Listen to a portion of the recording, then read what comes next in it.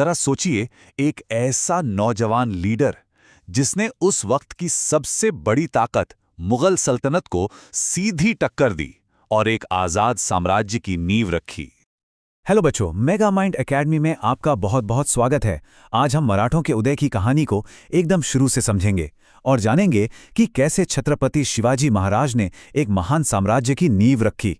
तो मराठों के इस शानदार उदय को समझने के लिए सबसे पहले ये जानना जरूरी है कि भाई ये मराठा थे कौन और इनकी शुरुआत कहाँ से हुई। तो देखिए, शुरुआत में मराठा कोई राजा महाराजा नहीं थे। वो असल में बहुत ही कुशल सहायक सैनिक हुआ करते थे। मतलब ऐसे लड़ाके जो अपनी बहादुरी के लिए जाने जाते थे और अहमदनगर और बीजापुर जैसी दक्कन सल्तनतों की सेनाओं में अपनी सेवाएं देते थे।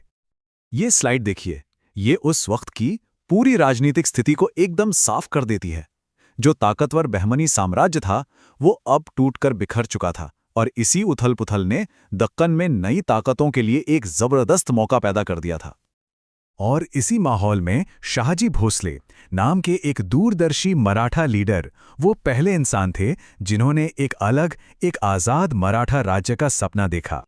तो चलिए अब आगे बढ़ते हैं और देखते हैं कि इस सपने को उनके बेटे महान छत्रपति शिवाजी महाराज ने अपनी हिम्मत और जबरदस्त सूझबूझ से कैसे हकीकत में बदल दिया।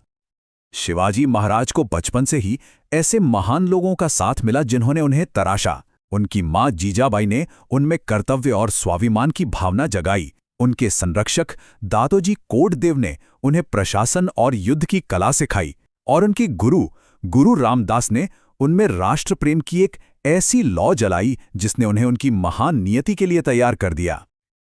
और जरा सोचिए, सिर्फ 18 साल की उम्र में शिवाजी ने तोरणा और रायगढ़ जैसे मुश्किल पहाड़ी किलों पर कब्जा करना शुरू कर दिया था।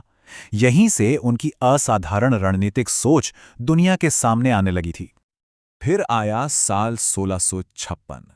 उन्होंने मराठा सरदार चंद्रराव मोरे से जावली का किला जीत लिया। अब ये कोई मामूली जीत नहीं थी, ये एक बहुत बड़ी रणनीतिक जीत थी जिसने उन्हें मावल इलाके का एक छत्र स्वामी बना दिया और कोंकण तट तक पहुंचने का रास्ता भी खोल दिया। अब कहानी का सबसे दिलचस्प हिस्सा शुरू होता है। वो ये कि शिवाजी ने अपने समय की बड़ी बड़ी ताकतों का सामना कैसे किया, जिन्होंने उनके इस बढ़ते हुए साम्राज्य को कुचलने की हर मुमकिन कोशिश की। तो सबसे पहले बीजापुर सल्तनत ने अपने सबसे खूंखार सेनापति अफजल खान को भेजा। उसका मकसद साफ था, किसी भी हाल में शिवाजी को पकड़ना, जिंदा या मुर्दा। और यहीं से इतिहास की सबसे मशहूर मुलाकातों में से एक की जमीन तैयार हुई।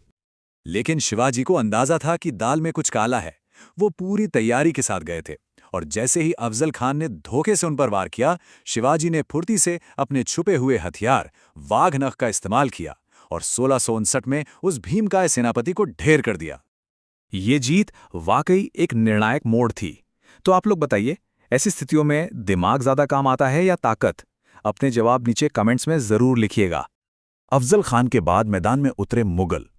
उन्होंने शाइस्ता खान को भेजा और सोचिए शिवाजी की हिम्मत। उन्होंने पुणे में शाइस्ता खान के अपने किले के अंदर रात के अंधेरे में घुसकर एक ऐसा जबरदस्त हमला किया कि शाइस्ता खान को अपनी जान बचाकर भागना पड़ा। ये बहुत बड़ी बेइज्जती थी मुगलों के लिए। एक के बाद एक इन हारों से औरंगजेब आग बबूला हो गया। इस बार उसने अपने सबसे काबिल सेनापति आमेर के राजा जय सिंह को भेजा। मकसद एक ही था, शिवाजी की कहानी को हमेशा हमेशा के लिए खत्म कर देना। लेकिन इस बार सामने सेना बहुत बड़ी थी। राजा जय सिंह की विशाल सेना का सामना करते हुए शिवाजी को पुरंदर की संधि करनी पड़ी। ये उनके लिए एक बहुत बड़ा झटका था, क्योंकि इस संधि के तहत उन्हें अपने 35 में से 23 किले मुगलों को देने पड़े। और संधि की शर्तों के मुताबिक शिवाजी को औरंगजेब से मिलने आगरा जाना पड़ा, लेकिन वहां भरे दरबार में उन्हें जानबूझकर कम दर्जे के मनसबदारों की लाइन में खड़ा कर दिया गया।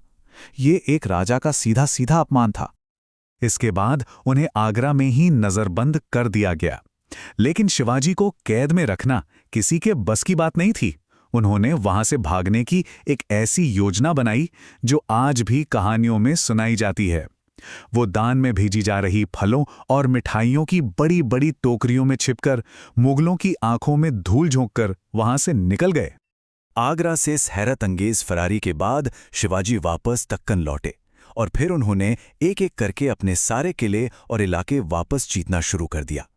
अब वक्त आ गया था उस सपने को पूरा करने का जो उनके पिता ने देखा था। और फिर वो ऐतिहासिक दिन आया। साल 1674 में रायगढ़ के किले में शिवाजी का पूरे विधि विधान से राज्याभिषेक हुआ और उन्होंने छत्रपति की उपाधि धारण की। और यहीं से स्वराज यानी एक सच्चे, आजाद और संप्रभु मराठा साम्राज्य की स्थापना हुई। तो सबसे जरूरी बात यह है कि शिवाजी सिर्फ एक महान योद्धा ही नहीं थे, वो एक बहुत ही कुशल प्रशासक भी थे। उन्होंने अष्टप्रधान नाम की एक व्यवस्था बनाई। ये असल में 8 मंत्रियों की एक परिषद थी, जिसमें प्रधानमंत्री से लेकर वित्त मंत्री और सेनापति तक सब शामिल थे, ताकि राजकाज एकदम सुचारू रूप से और कुशलता से चल सके। ये उस जमाने के हिसाब से एक बहुत ही उन्नत व्यवस्था थी। तो उनकी विरासत क्या थी? उन्होंने एक शक्तिशाली स्वतंत्र हिंदू साम्राज्य की स्थापना की। उन्होंने गुरिल्ला युद्ध जैसी उन्नत सैन्य रणनीतियों को नई ऊंचाइयों पर पहुंचाया। उन्होंने एक कुशल प्रशासनिक व्यवस्था बनाई और सबसे बढ़कर वो आने वाले समय में स्वतंत्रता संग्रामों के लिए एक बहुत बड़ी प्रेरणा बने। और जाते जाते आपके लिए एक सवाल, जरा सोचिए, अगर शिवाजी महाराज ने मुगलों की तरफ से एक सरदार का पद स्वीकार कर लिया होता तो आज हमारे देश का इतिहास कितना अलग होता। इस पर जरूर सोचिएगा। तो बच्चों, ये थी मराठों के उदय और छत्रपति शिवाजी महाराज की अविश्वसनीय गाथा। उम्मीद है आपको ये पूरा विश्लेषण पसंद आया होगा। लाइक और सब्सक्राइब करना बिल्कुल मत भूलिएगा। मिलते हैं आपसे अगले वीडियो में।